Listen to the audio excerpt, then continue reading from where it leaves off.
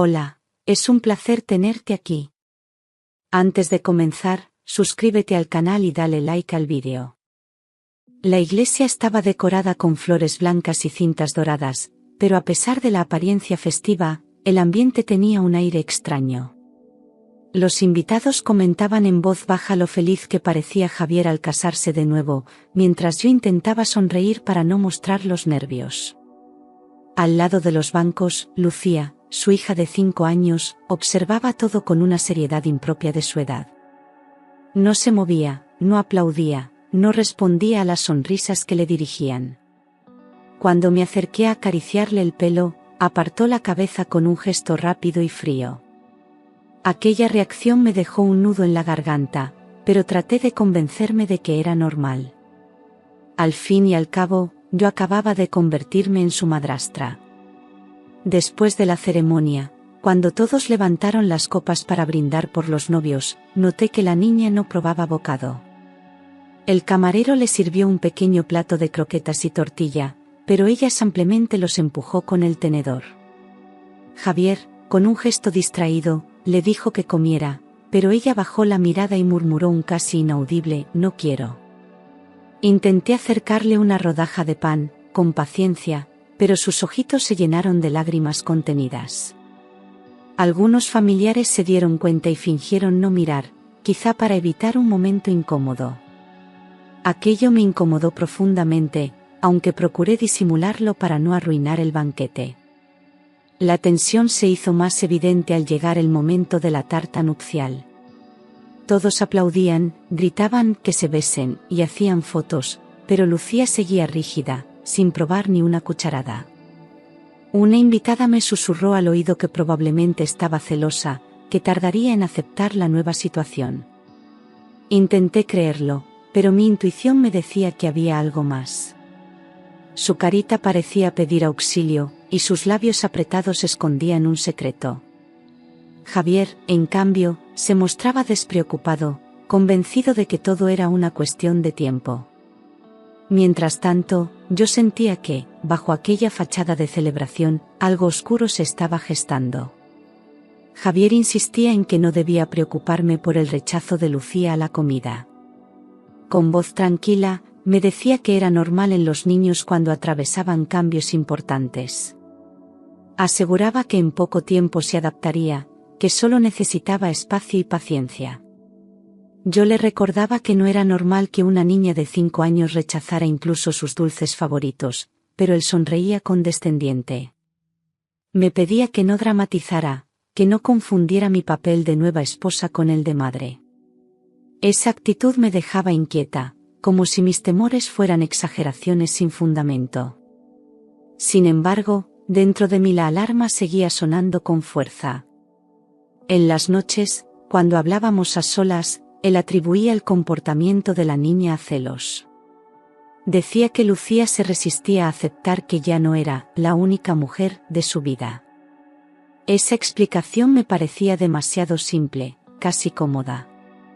Le pregunté si antes de la boda la niña había mostrado rechazo a los alimentos, pero se limitó a encogerse de hombros. Sus respuestas evasivas encendían aún más mis sospechas. Yo observaba a Lucía cada día, viendo cómo se debilitaba poco a poco. Javier, en cambio, seguía defendiendo su teoría de la adaptación. Yo empezaba a sentirme sola en una batalla que apenas comenzaba. Cada almuerzo en casa se transformaba en un momento tenso, cargado de un silencio incómodo que podía cortarse con un cuchillo. Yo servía platos con esmero, intentando que fuesen atractivos para una niña de su edad. Sin embargo, Lucía se limitaba a mover el tenedor sin llevarse nada a la boca.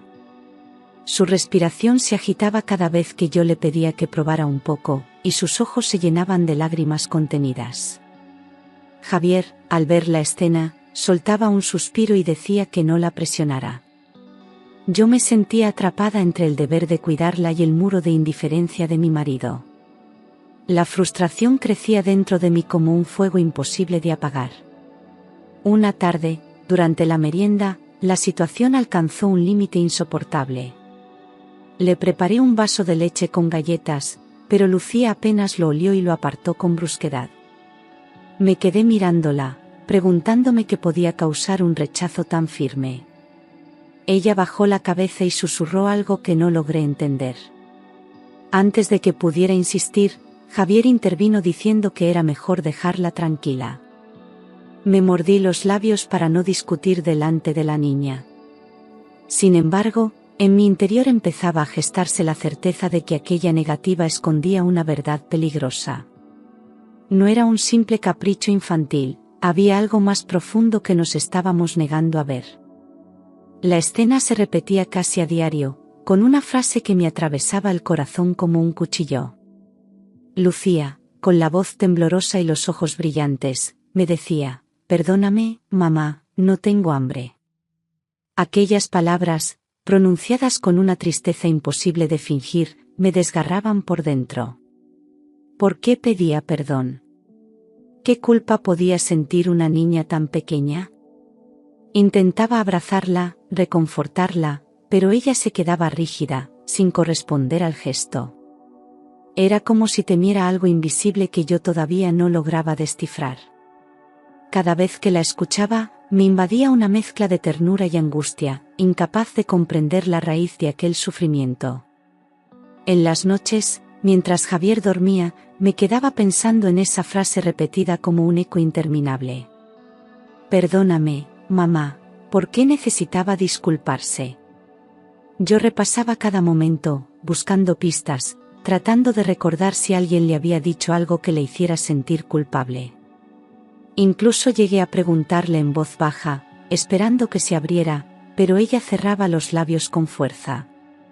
La impotencia me consumía poco a poco, y al mismo tiempo crecía mi determinación de descubrir la verdad. Sentía que el destino me había puesto a aquella niña en las manos para protegerla.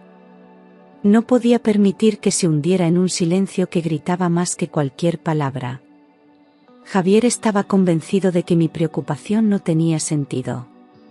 Me repetía que yo exageraba, que todo eran caprichos de niña. Cuando intentaba explicarle que Lucía no solo rechazaba la comida, sino que parecía aterrorizada, él levantaba la mano con gesto impaciente. Decía que debía relajarme, que con el tiempo las cosas mejorarían. Esa indiferencia me hería profundamente, porque yo veía cómo la niña se consumía poco a poco. A veces incluso se enfadaba, acusándome de buscar problemas donde no los había. Esa ceguera paternal se convertía en un muro que me dejaba completamente sola frente a la angustia diaria. Lo más doloroso era que, mientras yo me desvelaba pensando en lo que le ocurría a la niña, él seguía viviendo con absoluta normalidad. Planeaba viajes, salidas con amigos y reuniones de trabajo como si nada pasara en casa. Cada vez que yo insistía en hablar del tema, desviaba la conversación hacia asuntos triviales. Yo me sentía atrapada entre dos realidades, la mía, llena de preocupación por cada gesto de Lucía, y la suya, donde todo parecía perfecto. Esa falta de apoyo me obligaba a reforzar mi instinto. Comprendí que, aunque Javier no quisiera verlo, yo debía abrir los ojos por los dos. Una mañana, Javier anunció que debía marcharse a otra ciudad por trabajo. Habló de reuniones, contratos y hoteles, y lo dijo con una calma que me inquietó. Para él, todo parecía estar bajo control, pero para mí era un terremoto. Me quedaba sola con Lucía, sin la excusa de que él pudiera intervenir o suavizar las tensiones. Intenté mostrar serenidad delante de la niña, pero en mi interior temblaba de incertidumbre. Aquella ausencia significaba una oportunidad, estaríamos juntas, sin su sombra protectora, y quizás podría acercarme más a su corazón herido. Sentía que había llegado el momento de enfrentar la verdad. El día que Javier salió por la puerta con la maleta, me invadió una mezcla de alivio y miedo. Alivio, porque ya no tendría que soportar sus excusas constantes. Miedo, porque ahora no había margen para el error, debía descubrir qué escondía Lucía. Me quedé observando a la niña mientras jugaba en silencio con una muñeca rota, con la mirada fija en un punto que solo ella conocía. Decidí que aquella misma noche intentaría hablar con ella con toda la ternura posible. Sabía que no sería fácil, pero también comprendía que el tiempo se estaba agotando. Había algo en su silencio que clamaba por ser escuchado. Esa primera cena sin Javier se convirtió en un momento decisivo. Preparé algo sencillo, un plato de sopa caliente y pan tierno, intentando que la mesa se sintiera acogedora. Lucía, como siempre, empujó la cuchara sin probar nada. Me armé de paciencia, respiré hondo y le hablé con suavidad. Le dije que no pasaba nada si no quería comer, que lo importante era que confiara en mí. Entonces, con voz baja y temblorosa, levantó los ojos hacia mí y susurró: «Tengo que contarte la verdad». En ese instante, el aire se congeló en la habitación. Su mirada me atravesó como una lanza. Me incliné hacia ella, temiendo escuchar algo que pudiera destrozarme.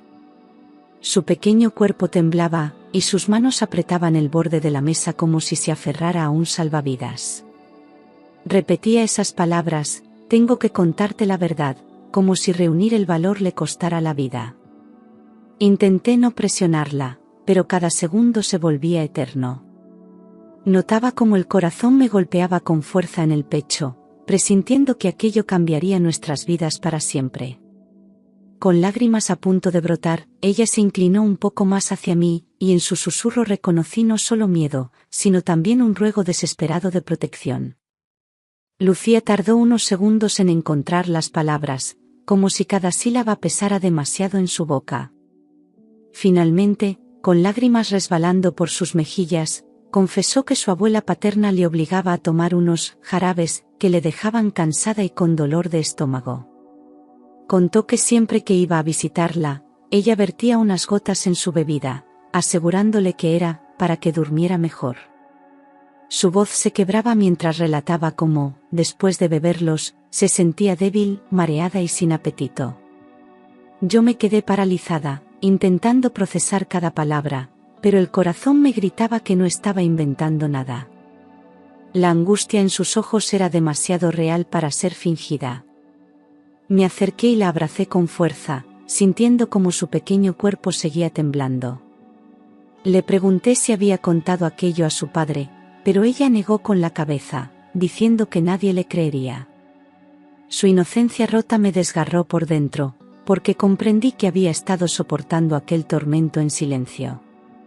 Intenté no mostrar mi rabia, pero por dentro hervía al pensar que una abuela pudiera hacerle algo así a su nieta. La abracé aún más fuerte y le prometí que ya no estaría sola, que yo me encargaría de protegerla. En ese momento, supe que la confesión de Lucía era apenas el principio de una verdad mucho más oscura. Después de soltar aquel secreto, Lucía se tapó la boca con las manitas, como si temiera haber dicho algo prohibido. Me susurró que su abuela siempre la amenazaba, diciéndole que si hablaba, nadie la querría y acabaría sola. Aquellas palabras me helaron la sangre. Una niña de 5 años cargaba con un miedo tan profundo que la había llevado al silencio absoluto. Sus ojitos verdes se clavaban en mí con un ruego desesperado, buscando una seguridad que su propio padre no le daba. Yo acaricié su cabello, intentando transmitirle calma, pero por dentro sentía un grito ahogado de rabia. ¿Cómo podía alguien tan cercano convertir el amor en terror? Lucía explicó que las amenazas no eran solo palabras, sino que su abuela la miraba con dureza, como si fuera capaz de cumplirlas. Me dijo que a veces soñaba con esa mirada y se despertaba llorando, sin poder dormir de nuevo. Era evidente que la niña estaba atrapada en un círculo de miedo que la consumía. Yo la escuchaba con el alma desgarrada, convencida de que tenía que actuar rápido. No podía permitir que ese terror siguiera marcando su infancia. Aunque sentía un vértigo enorme ante lo que significaba enfrentar a la madre de Javier, comprendí que el silencio ya no era una opción. En cuanto logré tranquilizar un poco a Lucía, me levanté con decisión y marqué el número de la policía. Mis manos temblaban, pero mi voz sonó firme al explicar la situación. Una menor estaba siendo forzada a ingerir sustancias desconocidas. El agente que me atendió me pidió calma y detalles, asegurándome que enviarían ayuda de inmediato. Sentí un alivio momentáneo, como si al hablar ya hubiera dado el primer paso para romper el infierno en el que vivíamos. Mientras tanto, Lucía me miraba con ojos grandes, sin entender del todo qué ocurría, pero confiando en que yo sabía lo que hacía. Su confianza me dio la fuerza que necesitaba. Los minutos hasta que llegaron parecieron horas interminables. Yo intentaba distraer a la niña contándole un cuento, aunque mi voz se quebraba cada cierto tiempo. Cuando finalmente escuché el timbre y vi a los agentes en la puerta, una mezcla de miedo y esperanza me recorrió el cuerpo. Les abrí apresuradamente y relaté todo lo que Lucía me había confesado. Ellos escucharon con seriedad y me recomendaron llevarla de inmediato a un hospital para un examen médico. Acaricié la mano de la niña y asentí. Sabía que ese sería el siguiente paso, aunque también intuía que lo que estaba a punto de descubrir podía ser aún más devastador. Los agentes, después de escuchar mi relato, insistieron en que lo primero era asegurar el bienestar de Lucía. Me aconsejaron llevarla de inmediato al hospital para que un médico comprobara si había sustancias en su organismo. La niña se aferraba a mi mano con fuerza, asustada por los uniformes y el ambiente de urgencia, pero yo la tranquilizaba con palabras suaves. Subimos a la ambulancia entre luces y sirenas, mientras mi corazón latía con un miedo indescriptible. Cada segundo me parecía eterno, como si el destino estuviera a punto de revelarse. En mi interior, rogaba que todo lo contado por Lucía no se confirmara. Pero una voz interna me decía que estaba en lo cierto. Al llegar al hospital, un equipo de pediatras nos recibió sin demora. Explicaron que realizarían un análisis toxicológico completo, incluyendo sangre y orina, para detectar cualquier sustancia anómala. Yo firmé los papeles casi sin leerlos, deseando solo que empezaran cuanto antes. Mientras Lucía era llevada a la sala de exámenes, me quedé en el pasillo, con las piernas temblando y el alma en vilo. Observaba cada puerta que se cerraba con la sensación de que tras ellas se encontraba la respuesta a tantas preguntas. El reloj avanzaba lentamente, y yo me sentía atrapada en una espera insoportable.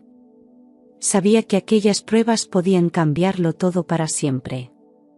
Pasadas unas horas, un médico salió con un sobre en la mano y el rostro serio.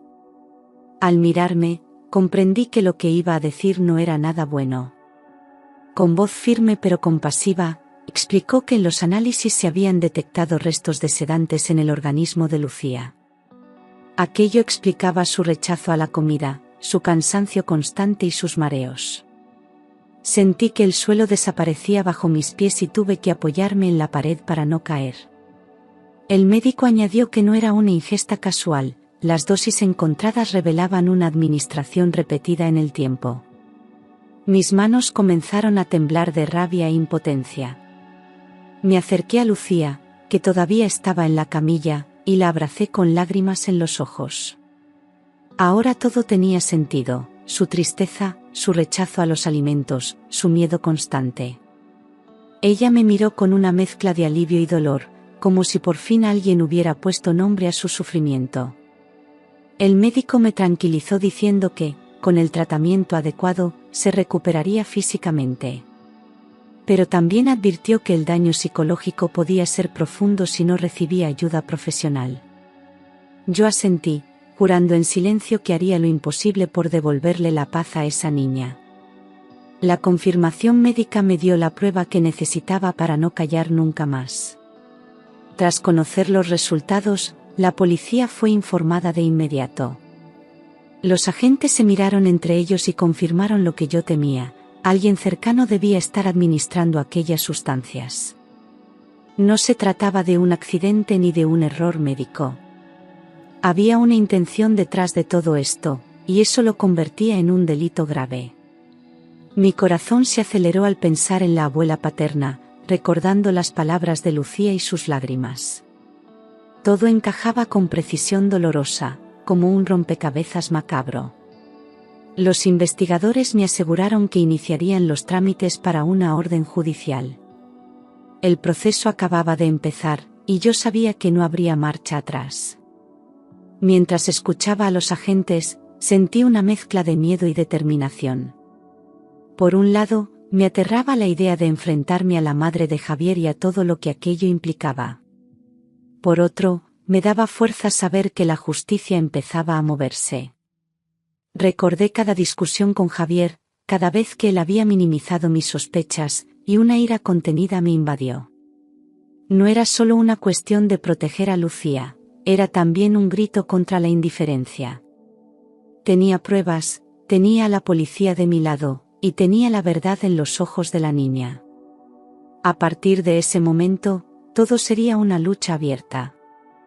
Lucía fue acompañada a una sala especial del hospital, donde psicólogos infantiles estaban preparados para hablar con ella. Con dibujos y muñecos, intentaron que se sintiera segura y pudiera contar lo que llevaba tanto tiempo guardado. La niña, después de unos minutos de silencio, confesó que su abuela le ponía gotas en el zumo y en la leche. Explicó que al beberla se sentía muy cansada y a veces no recordaba lo que pasaba después. Los profesionales escuchaban atentos, tomando nota de cada detalle mientras ella hablaba con voz entrecortada. Yo observaba desde un rincón, conteniendo las lágrimas y jurando no interrumpir. Cada palabra confirmaba que no había exagerado mis temores. Lo más impactante fue escucharla decir que su abuela la miraba fijamente mientras bebía, repitiéndole que era para que no molestara. Aquella frase me atravesó como un cuchillo, porque revelaba la crueldad de la intención. La psicóloga le preguntó si alguna vez su padre estaba presente, y Lucía negó con la cabeza, diciendo que todo ocurría cuando él no estaba. Esa respuesta me hundió y a la vez me dio fuerzas. Sabía que tenía que enfrentarlo todo, aunque Javier se negara a aceptar la verdad. La niña parecía liberarse poco a poco al hablar, pero también mostraba un miedo profundo a las consecuencias. Yo supe entonces que mi deber era protegerla a cualquier precio. Cuando terminó la sesión, me permitieron entrar para abrazarla. Lucía me miró con los ojos llenos de lágrimas y susurró: «Sabía que tú me creerías». Aquella frase quedó grabada en mi corazón como un juramento. Sentí un dolor indescriptible al pensar en todo lo que había soportado en silencio, creyendo que nadie la escucharía. La abracé con fuerza, asegurándole que nunca más estaría sola. Los psicólogos me recomendaron mantener la calma y no enfrentar aún directamente a la familia, para no ponerla en más peligro. Pero yo ya estaba llena de rabia contenida, deseando gritarle al mundo lo que esa mujer había hecho. Esa noche no pude dormir.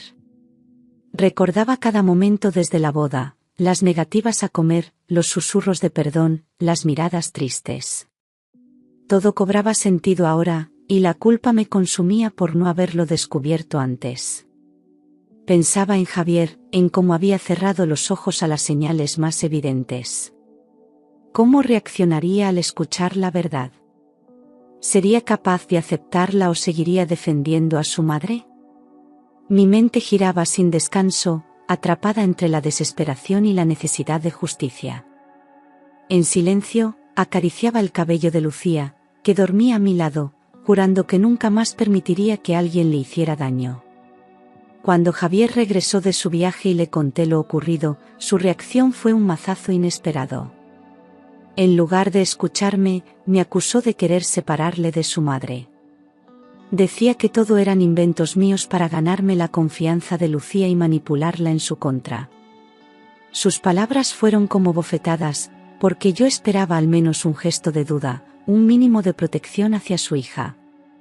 Le mostré los informes médicos, pero los miró con desprecio, alegando que los análisis podían estar equivocados. Me sentí impotente ante su ceguera, como si prefiriera vivir en una mentira antes que aceptar la verdad. La discusión se prolongó durante horas, con gritos y lágrimas que llenaban la casa de dolor.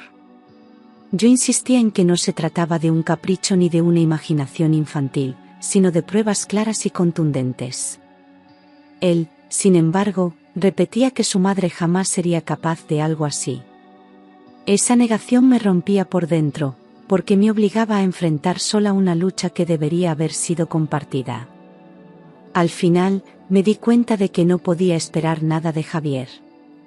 Tenía que seguir adelante con la investigación, aunque eso significara enfrentarme no solo a su madre, sino también a él.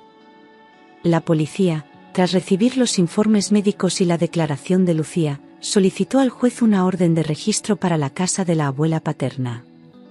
Los agentes me aseguraron que había indicios suficientes de un delito de malos tratos y administración de sustancias a una menor. Yo escuchaba con el corazón encogido, consciente de que aquello no tenía marcha atrás. Javier, en cambio, seguía negándose a aceptar la realidad, murmurando que todo era un montaje. Su ceguera me dolía, pero al mismo tiempo me daba más fuerza para continuar. No podía permitir que la incredulidad de un padre destruyera la vida de su hija. La verdad, tarde o temprano, saldría a la luz.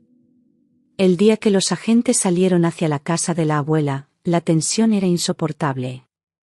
Me quedé esperando noticias, sentada en la sala con Lucía entre mis brazos, intentando transmitirle seguridad. Cada minuto parecía eterno, como si el tiempo se hubiera detenido. Yo rezaba en silencio para que en aquella casa aparecieran las pruebas definitivas. Sabía que, sin ellas, todo podía volverse contra nosotras. El miedo a que Javier utilizara su negación como argumento en un tribunal me atormentaba. Pero dentro de mí brillaba una certeza: la justicia estaba dando sus primeros pasos, y nada la detendría. Horas después, los agentes regresaron con las pruebas en la mano. En la cocina de la abuela habían encontrado varios frascos de medicamentos ansiolíticos escondidos en tarros de azúcar y harina. El informe policial describía cómo algunos envases tenían las etiquetas arrancadas para disimular su origen. Aquello era una señal clara de que no eran simples medicamentos de uso cotidiano. Los agentes aseguraron que el escondite mostraba premeditación, no un descuido. Mi corazón latía con fuerza al escuchar cada palabra. Era la confirmación que tanto había esperado: la verdad ya no podía ocultarse. Cuando me enseñaron las fotografías del registro, sentí un nudo en la garganta. Ver aquellos frascos escondidos, tan cerca de los alimentos, me revolvía el estómago. Imaginaba a Lucía bebiendo un simple vaso de leche contaminado con esas gotas y la rabia me invadía por completo. No era solo un error, era un plan cuidadosamente diseñado para mantener a la niña enferma. Los policías me aseguraron que las pruebas serían determinantes en el proceso judicial. Yo asentí, con lágrimas en los ojos, sabiendo que cada detalle encontrado era un paso más hacia la justicia. La oscuridad empezaba a iluminarse con pruebas irrefutables. Cuando la policía interrogó a la abuela, ella se mostró tranquila, como si nada de lo que ocurría tuviera importancia. Alegó que aquellos frascos eran suyos, que los usaba para dormir mejor y que no tenían ninguna relación con Lucía.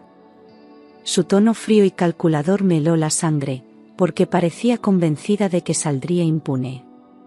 Intentó incluso victimizarse, diciendo que la estábamos acusando injustamente y que yo había manipulado a la niña. Los agentes, sin embargo, no se dejaron engañar: los escondites y los análisis médicos eran pruebas demasiado sólidas. Aún así, su descaro me llenó de ira. La miré directamente a los ojos durante el interrogatorio, buscando algún rastro de arrepentimiento, pero solo encontré frialdad. Ella repetía que todo era un malentendido, que yo quería separarla de su hijo y de su nieta. En su discurso, intentaba sembrar dudas sobre mi papel como madrastra, como si mi único objetivo fuese destruir su familia. Aquella actitud confirmaba que estaba dispuesta a todo para mantener su versión. Yo respiré hondo, conteniendo las ganas de gritar, y me aferré a una sola certeza: la verdad estaba de nuestro lado. Podría mentir 1,000 veces, pero ya no podría ocultar lo que había hecho. Durante la investigación, los agentes descubrieron un detalle que lo explicaba todo: Lucía tenía un fondo económico heredado de su madre biológica, fallecida años atrás. Ese dinero estaba bajo la tutela de un administrador legal, pero con condiciones muy claras. Si en algún momento la niña era declarada incapaz o presentaba problemas graves de salud, la administración podía pasar a manos de un familiar directo. Esa revelación cayó sobre mí como un jarro de agua fría, porque de repente todo encajaba. La enfermedad de Lucía no era un accidente, sino parte de un plan cuidadosamente calculado. La ambición económica estaba detrás de todo su sufrimiento. El abogado que llevaba el caso explicó que el fondo no era pequeño, se trataba de una suma suficiente para garantizar la educación y el futuro de la niña. En otras manos, aquel dinero podía convertirse en un arma de poder. Comprendí entonces que la abuela no actuaba movida por rencores personales, sino por un interés mucho más oscuro. Quería controlar la fortuna de su nieta, aunque para ello tuviera que destrozar su salud. Me estremecí al pensar que, sin la confesión de Lucía, aquel plan habría seguido en silencio hasta lograr su objetivo. Era la codicia disfrazada de cuidado familiar.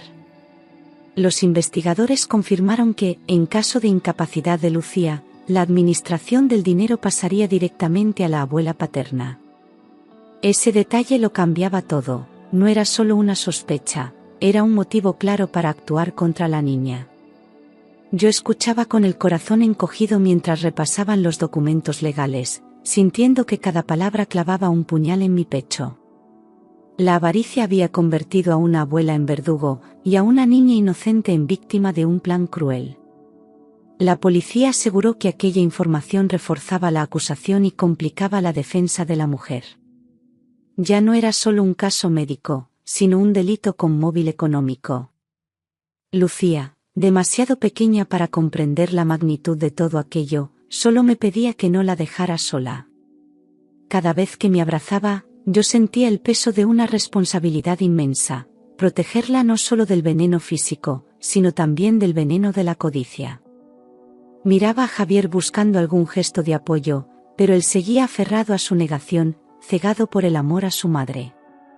Esa indiferencia me hería profundamente, aunque también me daba más fuerza para seguir luchando. Si él no era capaz de defender a su hija, yo lo haría con todas mis fuerzas. Ya no había vuelta atrás. La conclusión de los investigadores fue demoledora. La estrategia de la abuela consistía en mantener a Lucía débil y dependiente, asegurando así que tarde o temprano sería declarada incapaz. No era un acto impulsivo ni un error, sino un plan fríamente calculado. Yo escuchaba todo con una mezcla de rabia y espanto, preguntándome cómo podía alguien llevar la ambición hasta ese extremo. La idea de ver a Lucía reducida a una sombra de sí misma solo para beneficiar a otra persona me revolvía el alma. Era el retrato más cruel de la traición familiar. Cuando lo pensé detenidamente, me di cuenta de que cada detalle tenía sentido: los jarabes escondidos, las amenazas, las excusas de Javier. Todo estaba tejido con precisión, como una telaraña que atrapaba a la niña poco a poco. Aquella revelación me confirmó que no se trataba solo de protegerla, sino de desmantelar un plan perverso. La policía me garantizó que con las pruebas reunidas se podía proceder a la acusación formal. Yo, mientras tanto, me juré que haría todo lo posible para que Lucía recuperara su vida y su libertad. Nadie más volvería a decidir su destino. Cuando los investigadores presentaron las pruebas, Javier se quedó en silencio, incapaz de articular palabra. Durante días había defendido a su madre con uñas y dientes, negándose a aceptar cualquier señal. Pero frente a los documentos legales, los frascos encontrados y la confesión de Lucía, su rostro se desmoronó. Vi cómo sus hombros se encogían, como si el peso de la verdad le cayera de golpe. Intentó justificarla, diciendo que quizás lo había hecho por torpeza, pero su voz ya no tenía convicción. Era evidente que por primera vez veía lo que se había negado a admitir. Su mundo de lealtades mal colocadas se derrumbaba frente a sus ojos. Esa noche, Javier me buscó con lágrimas en los ojos y la voz rota. Admitió que se sentía traicionado, no solo por su madre, sino también por sí mismo, por haber ignorado las señales. Me pidió perdón entre sollozos, arrodillándose frente a mí como si necesitara redención. Yo lo miré con una mezcla de compasión y rabia, porque su arrepentimiento llegaba demasiado tarde. Lucía había sufrido semanas de miedo y enfermedad mientras él se mantenía ciego. Aún así, comprendí que su dolor era real, aunque no borraba el daño causado. Aquella noche quedó marcada como el momento en que Javier entendió que su madre no era la mujer que creía. La policía actuó con rapidez y la abuela fue detenida en su propia casa. Los vecinos observaron desde las ventanas cómo se la llevaban esposada, murmurando entre ellos con incredulidad. Ella mantenía el rostro altivo, repitiendo que todo era un error y que demostraría su inocencia. Sin embargo, los agentes tenían pruebas suficientes para imputarla por malos tratos y administración de sustancias a una menor.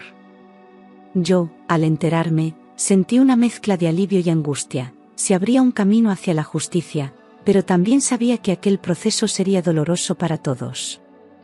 Lucía, al escuchar la noticia, se escondió entre mis brazos con un suspiro de alivio. El juez ordenó prisión preventiva mientras se desarrollaba el juicio, considerando la gravedad de los hechos. Esa decisión me dio un respiro, aunque también trajo consigo nuevas tensiones familiares. Algunos parientes de Javier me acusaban de haber destruido a la familia, ignorando que yo solo había protegido a la niña. Soporté críticas, miradas de desprecio y comentarios hirientes, pero me mantuve firme. No buscaba venganza, buscaba justicia para Lucía. Ver a aquella mujer tras las rejas no me producía satisfacción, sino una tristeza amarga. Era la prueba de que, en ocasiones, la sangre no garantiza el amor ni el cuidado. El juez, tras escuchar el testimonio de los psicólogos y revisar las pruebas, dictó una orden inmediata de alejamiento. La abuela no podría acercarse a Lucía bajo ninguna circunstancia. Esa resolución me dio un respiro de paz, aunque sabía que la herida emocional no sanaría de un día para otro. Lucía empezó a dormir un poco mejor, aunque aún se despertaba algunas noches llorando. Yo permanecía a su lado, susurrándole que todo había pasado y que estaba a salvo. Cada día era una pequeña batalla ganada contra el miedo. Su sonrisa, aunque tímida, volvía a aparecer poco a poco. Los servicios sociales también intervinieron, asegurando que la niña tendría apoyo psicológico y protección reforzada. El hospital organizó un plan de seguimiento médico para garantizar que su recuperación fuera completa. Todo ese apoyo me hizo sentir que ya no estaba sola en la lucha. Sin embargo, sabía que el camino sería largo, la confianza de Lucía en los adultos había quedado dañada. Yo me convertí en su refugio, en la única persona en la que confiaba plenamente. Esa responsabilidad me daba fuerzas para seguir adelante. Tenía claro que mi misión era devolverle la infancia que le habían intentado arrebatar. Javier, después de la detención de su madre, se derrumbó por completo. Me buscaba con lágrimas en los ojos, repitiendo que no podía perdonarse haber cerrado los ojos tanto tiempo. Me confesó que cada vez que recordaba las palabras de Lucía, se sentía el peor de los padres. Yo lo observaba en silencio, con sentimientos encontrados. Quería creer en su arrepentimiento, pero la herida que había dejado su negación era demasiado profunda. No podía olvidar las veces que me llamó exagerada, ni los momentos en que defendió a su madre a pesar de las pruebas. Ahora lloraba de rodillas, suplicando perdón a su hija. Lucía, inocente, le abrazó con timidez, aunque todavía con miedo. Era evidente que necesitaba tiempo para confiar de nuevo en él. Yo veía en Javier un hombre roto, enfrentado al derrumbe de todo lo que creía seguro. Comprendí que su dolor era real, pero también que debía cargar con el peso de sus decisiones. La culpa se convirtió en su sombra, persiguiéndole día y noche. Aún así, esperaba que ese sentimiento sirviera para que nunca más ignorara lo evidente.